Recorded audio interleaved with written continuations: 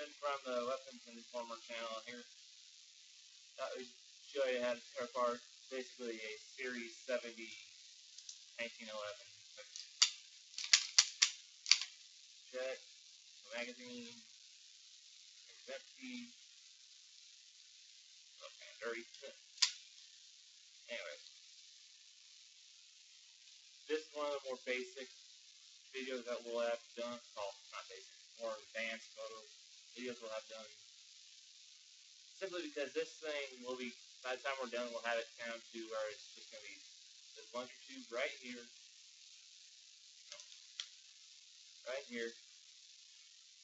and the ejector right there. It's still in the frame. The rest of this will be in parts. Some of the smaller ones will be in the bin, just that don't trust this new carpet. It's pretty thick. I've already lost a couple pieces here and there. We may do the magazines themselves a little bit later on, so keep tuned maybe for that. Can't guarantee we will, because these are really just a lot of normal and all that. Anyways, on to the pistol itself. This one specifically is a Springfield Armory loaded 1911, and obviously stainless, that I got from a friend of mine that he's not necessarily looking to get rid of it, but he just didn't want to have to worry about it, I guess. He's done a couple different things with this from the normal loaded. The normal loaded will have a normal barrel bushing on here, not this semi-compensated type, which, to be honest, kind of agreeing with him. He doesn't exactly like it either. It adds about, I'd say, 3/4 of an inch to the length of the weapon. It's in my holster, which is literally $10. No, back at it. Whatever it is, we'll have it poke through. But if you have that, I'll talk about in a second. If you have that without the very normal length, if anything, it's barely protrudes. It's right there.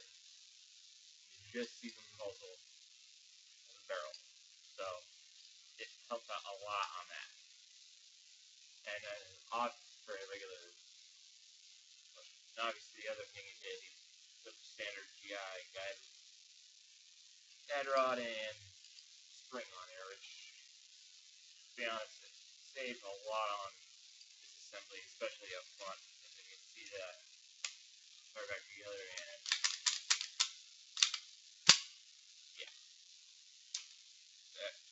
now to the actual disassembly for the weapon.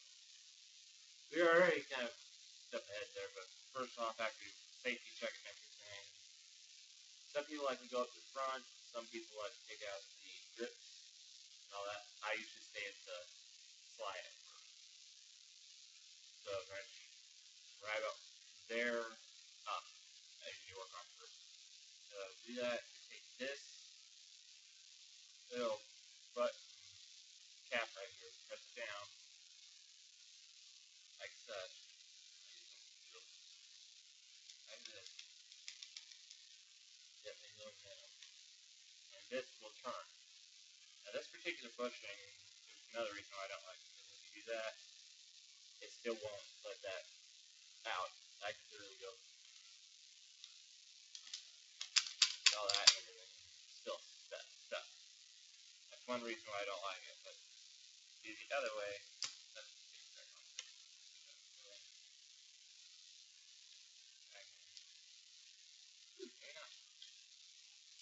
There we go. But the other way, and it should allow that to come out. Which then let that extend, and if you don't, just let that extend a little. You see about the spring when it shoot right into the little chair that I've got a piercing on. It'll send it out fine like that. This little piece can and very much will actually hurt your butt if you're not careful. So get that over there. You got our barrel bushing, and in this case, compensator slash out, and then just normal spring. Nothing fancy, really. Yeah, and all that. And once you get to that, then you take it off so you can have that slide moving. There is a small notch. I'll just scoot up so you see the small notch right there, right in front of your slide stop catch. Spot where you'll send the slide back. Right. There. Get a little better now. Right. Push your slide stop on the other side right here. Push.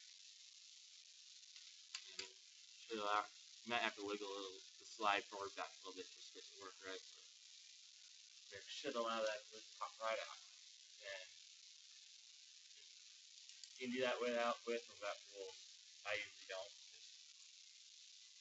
Illustrative purposes. And there's nothing holding the slide on anymore from going this way, so I can really just do that and knock it off. That's really kind of a stupid move, but and you'll have when you take your slide off, it'll be looking something like that, which has your GI guide rod in this case. There are full-length guide rods that will fit similar to what the screwdriver does, like that. You have to take a special spring plug to undo all that. They are full-length guide rods like a Beretta that will follow through. And then got barrel length forward, describe later on. Possible future videos and all that. And then see right now the barrel's still in its lock position where it won't move. Its lock position where it won't move. You're going to have to take it, either tilt it, drop it like that. Some barrels will do it, some won't. Or press up on that right there. I usually just press up and push. That's a lot easier. And that please slide. Still have a few things back here to worry about. And then your barrel, your pin, barrel bushing, sleeve, and barrel pin.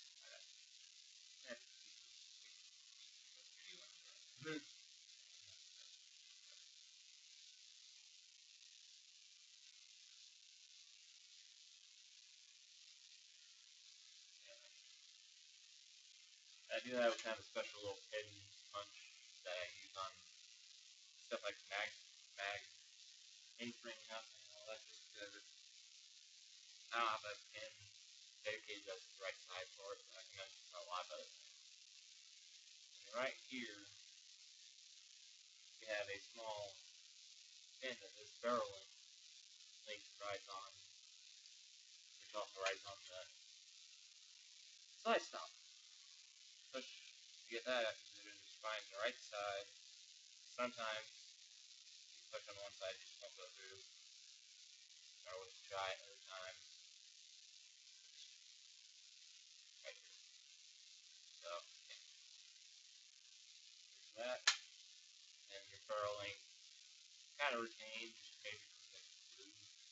Oh, gunsmith glue, which is grease and all that, or it might fall right out. That's oiled up a little bit, so hung up in there. But this is pretty much all your barrel is right here. Out of all of this conglomeration right here, that's all your barrel is. It's a pretty good barrel, don't get me wrong, but there's not much to it. It's basically just a fairly thin metal tube that takes easily a lot.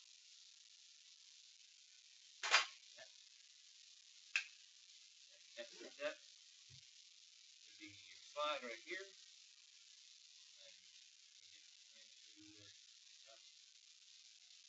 this will work right here. Right here's your firing pin. You can see through the breech face right there, maybe. That has good field penetration as it is right now.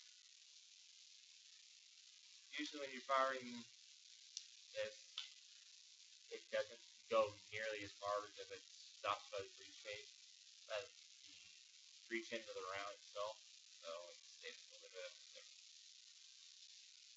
Once you get your firing pin out, along with your extractor and the firing pin spring, which keeps it pushed back into that position, you have to press in on your pin, pressing the spring side, and then taking this piece right here. Yeah, it's already been moved down slightly. That's your firing pin retaining plate, I'll call it. I don't exactly remember the specific term for it, but then basically just slide up the plate, and I do this to keep it line, and with the extractor and the firing pin / firing pin spring fell right out. And if they weren't going to do that, basically kind of re-slip them in, you'd end up with something like that. And then spring pin part pin, and your firing pin spring. This thing can be kind of a bit sticky, kind of hard to get off. Don't just pull it out like that. Yeah, it just will not. It can ruin the spring really. What you do is take it, twist slightly as you go off, and it may mar the surface of the back end of the firing pin back here, right about in here. But that's a lot better than having to replace the entire spring part that otherwise you would have damaged beyond actual safe function. Now the only other part I usually take out of these things, unless I've really banged something up or I'm replacing a side tube, would be the extractor right here.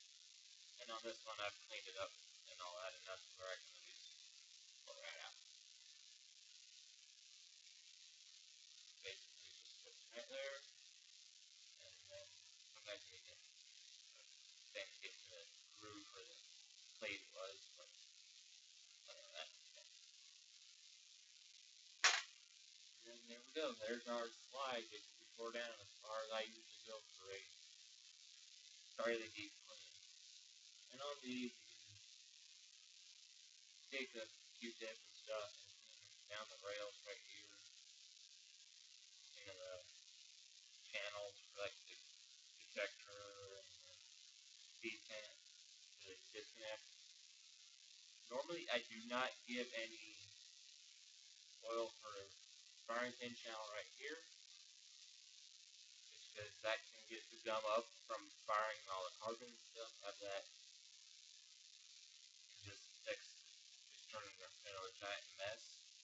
Nor do I really do the extractor channel right here, which you kind of see right there. It's the coat hanger basically. That's the only two places that I really don't clean on here. Well, clean the room basically. Okay. And then next step would be to take off the grips themselves actually. Now that you're on your frame.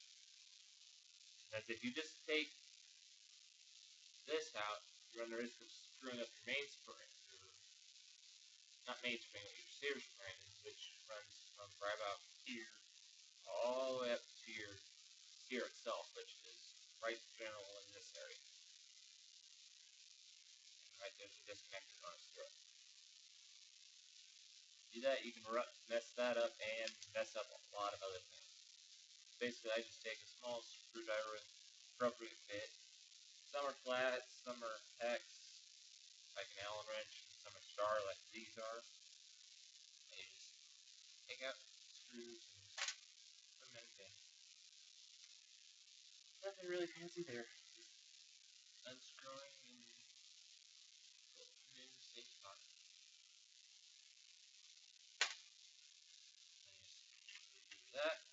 And if this one on the other side is already off, you can literally go in and there's off like that, which I can really do right now since I've got pink finger and pop it up like that. Get it loose. Get it off.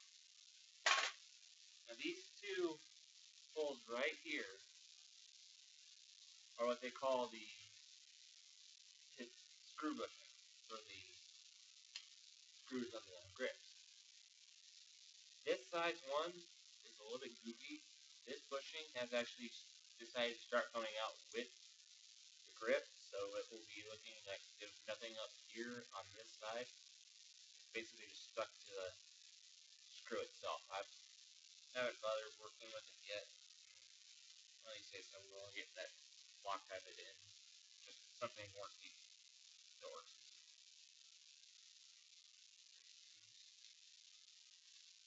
That one. Up underneath. Oh, that's fine. And then here's going to be that goofy one right here. Bear in mind, this is not a Series 80 pistol. It does not have a firing pin safety itself. All it has is that spring on it. And right here is what I meant. You can see how right here it has that grip bush. Now on that side it does not.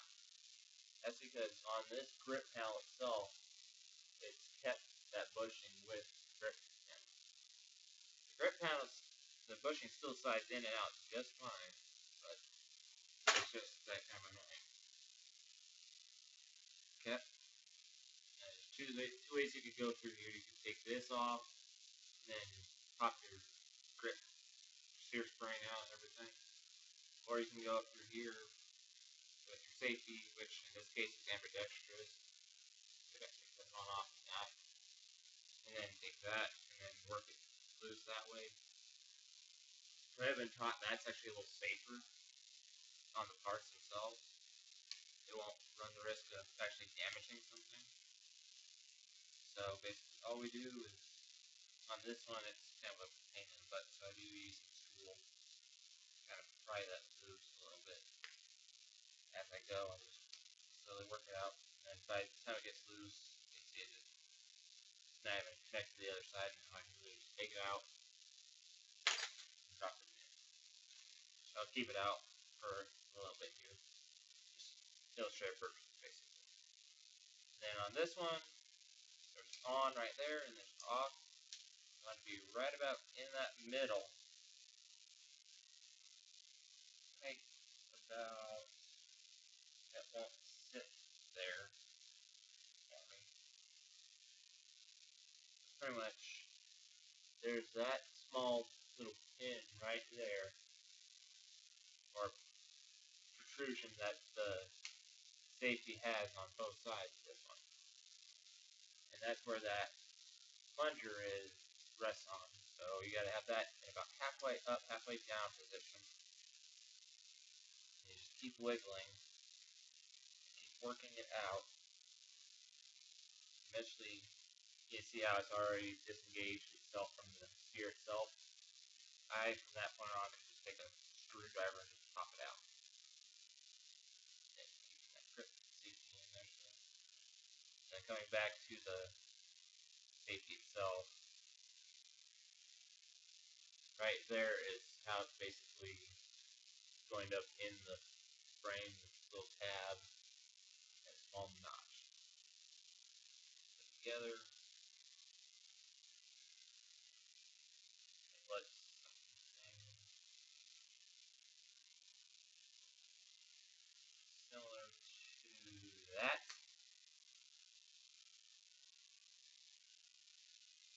It's going to put inside the weapon, but there are some little looks like I didn't get it fully squared up and everything.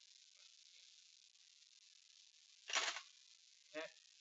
Now here's another small piece that you really want to be careful with. On some of the 1911s, you have a mainspring retaining pin right here that can keep this mainspring intact in one piece. Mainspring housing set. This 1911, these Springfield loadeds, they do not have that pin. So if you were to just outright punch that pin out for your mainspring housing retaining pin, this could go flying. line along with your mainspring pin, mainspring and your mainspring cap. So that's where this little doohickey comes in. It's basically just a clothes hanger I found that would fit that hole. And I just thread it in there, and then I just put safety, so I have a trigger, hammer to fall, and then that captures the mainspring inside this housing. I could literally take a pin or a screwdriver or something like that, just punch that out and take that and slide it off. All that is. And you pretty much see that spring right there inside the mainspring. Normally that doesn't get that good, gunky and messy and all that, so I usually don't worry about that.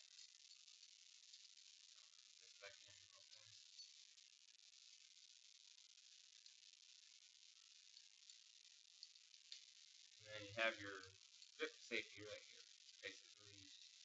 So basically just walk right out right after that. Then you can lift up your hammer strut right here, which is literally just outright connected to your hammer. And that gives you access to your steer spring. Now this steer spring, it just popped up a little bit and got funky. And that just fell out of the left entirely, but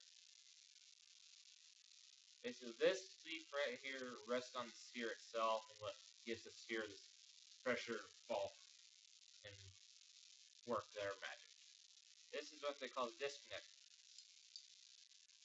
leaf of the spring. It's what gives this piece right here pressure to come up and down. Kind of like how my finger is working right now.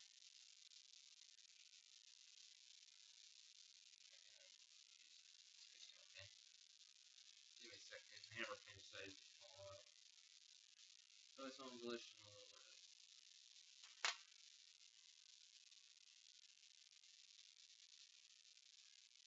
Okay, there we go. Basically, it's just that disconnect leaf of the spring is what pushes on the disconnector right there. Not sure you really be able to tell that from this distance, but and this final leaf on here is what takes care of your grip safety itself. That's what gives it the pressure to come back out like that, not like that, that way, whenever you don't have it pressed. That's your steer spring, basically. Now, like that hammer pin wanted to do a second ago, we're going to take that guy out next. These are headed pins. They're pretty much like these screws, although they're not quite as pronounced of a head. You have a head, so you have to go from one side on. Like, see, I can't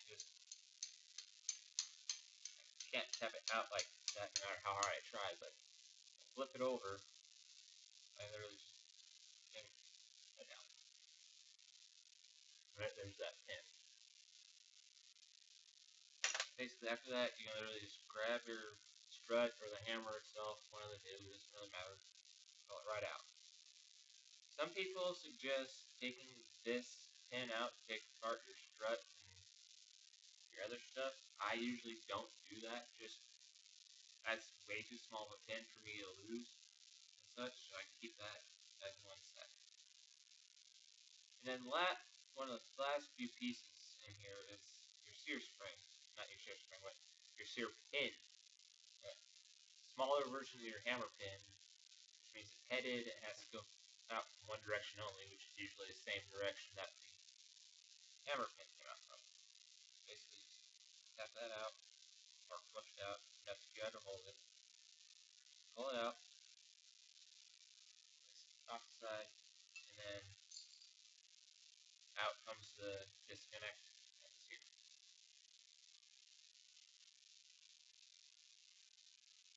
And right there's our disconnector and our steer. Set as it would sit in the weapon. Set aside now. Now we're down to three things. Plungers for the slide stop and the safety, the mag catch, and the trigger. The trigger will not come out until you take that mag catch out. And since we're just getting stuff out for that, we'll take care of the plungers right now. Do that, and I can usually take a pair of tweezers or something like that, or grab my fingers to these pens, and pull them out. That's all that plunger set is. There is a small kink in the spring for those. It is merely to make sure that it aids them not falling out of the plunger tube right here. Which you can tell covered up from the grip safety, not grip safety, but safety earlier. You can exactly see it that well. And now we're down to our magazine catch and our trigger. The magazine catch has a small screw right here.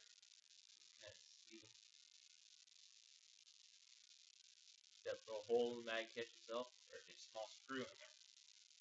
But basically all it is a wing slash a small screw with a retention wing on it to hold that in. Basically all you do is literally press on your mag catch like you would drop a mag. Pretty much like this. Like that side. When you have a screwdriver in that screw. And you have a small amount of tension on that screwdriver until you feel that screw give. Not death gripping it like 300 foot-pounds of torque, just enough to feel it. When that thing hits that notch in the mag catch, it will just start turning a lot, just barely free. And if you watch, mag catch drops right out. You can see that small screw and wing right there inside. Mag catch, I do not take those apart because I have way too much for small stuff as it is, and then basically the only thing left is your trigger, which I literally just knocked clean out of the pistol. And there's that, or even pushing it against there, and grabbing it pinky or something, taking it out. Basically, there's the disassembled weapon. Down to just slide. Oh, the slide's right here, actually. Frame, ejector, the grip bushings, and the plunger tube on the frame itself. Save for this piece, and these right here.